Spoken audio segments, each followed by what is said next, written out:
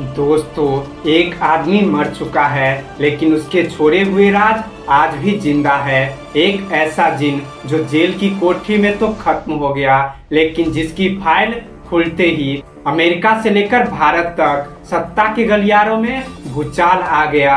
Jeffrey Epstein एक दोषी, बाल यौन अपराधी, एक इंटरनेशनल दलाल, एक हाई लेवल ब्लैकमेलर और अब उसकी फाइल में प्रधानमंत्री नरेंद्र मोदी का नाम।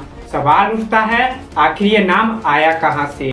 दोस्तों, आज हम बात करने वाले हैं एप्स्टीन फाइल की। एक ऐसी फाइल जिसने अमेरिका की सियासत को हिला दिया, ब्रिटेन की राजशाही को शर्मसार किया और अब भारत की राजनीति में तूफान खड़ा कर दिया है।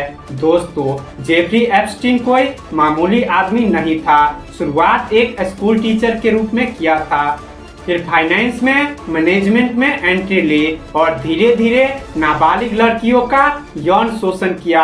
हाई प्रोफाइल लोगों के लिए सप्लाई नेटवर्क बना और ताकतवर लोगों को ब्लैकमेल करने की फैक्ट्री बनाई।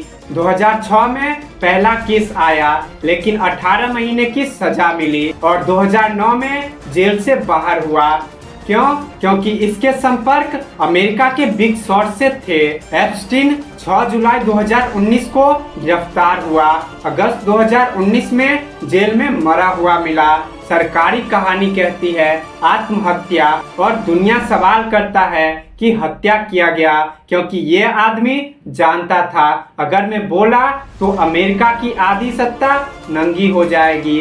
एप्स्टीन का असली हथियार डाटा था, गुप्त कैमरे, कॉल रिकॉर्ड्स, प्राइवेट जेट का ब्लैक बॉक्स, ईमेल, खुद को ही खुद भेजी हुई, ताकि हर बड़े आदमी की नब्ज इसकी हाथों में रहे।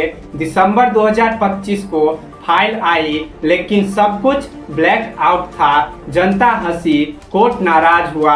30 जनवरी को डिपार्टमेंट ऑफ जस्टिस ने पूरी 3.5 मिलियन पेज की फाइल रिलीज की और तभी शुरू हुआ असली धमाका। Bill get connection, 2000 video, 1.5 lakh तस्वीरें, खुद को भेजी गई ईमेल्स, आरोप रूसी महिलाओं से संबंध का, पत्नी मेलिंडा तक बीमारी पहुंचना, गुप्त एंटीबायोटिक्स, 2021 में तलाक हुआ।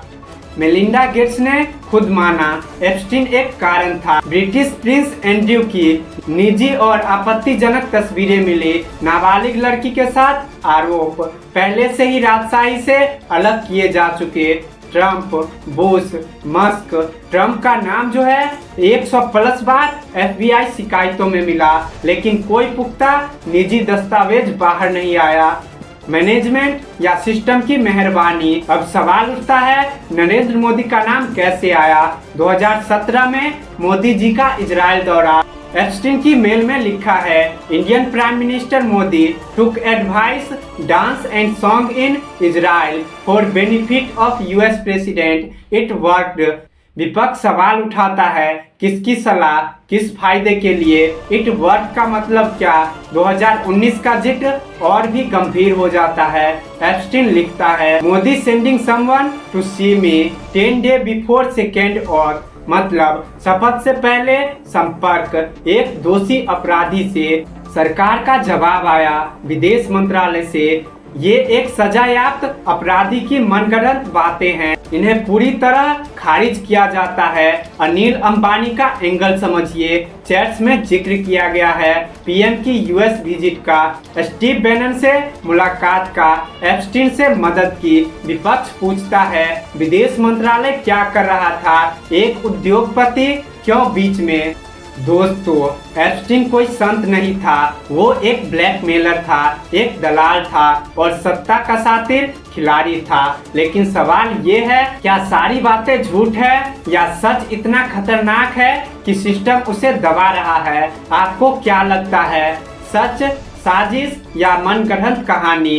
कमेंट बॉक्स में अपनी राय जरूर बताएं। मैं राजू भास्कर, आप देख रहे हैं वर्ल्ड वार न्यूज।